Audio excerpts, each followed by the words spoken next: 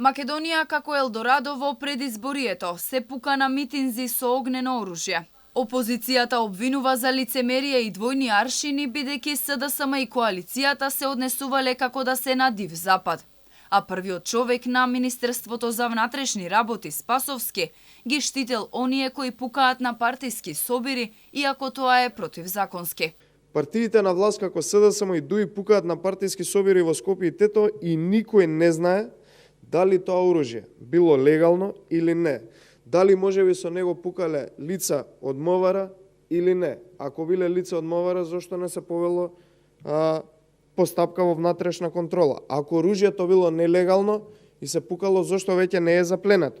Во меѓувреме премиерот Заев и натаму смирува. Полицијата трагала по сторителите, но ги правда и интегративците дека се оградиле и повикале МВР да постапи.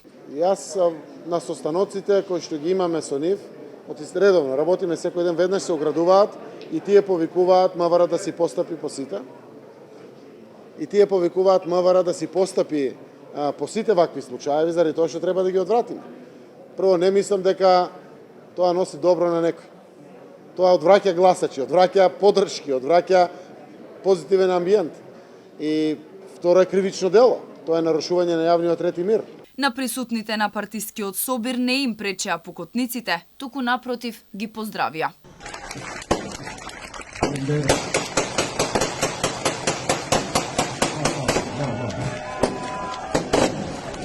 Од МВР потврдуваат дека се преземаат мерки, но деталите ќе ги соопштеле откако ќе се расчисти случајот.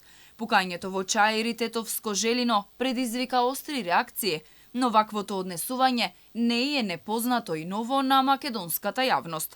На претходните избори ДУИ славеше со рафали. За сега имаат според нивните изборни резултати 12 мандати, се борат за 13-тиот мандат. Овде пред малку имаше славје. Еве веќе се пука со огнено оружје тука позади мене.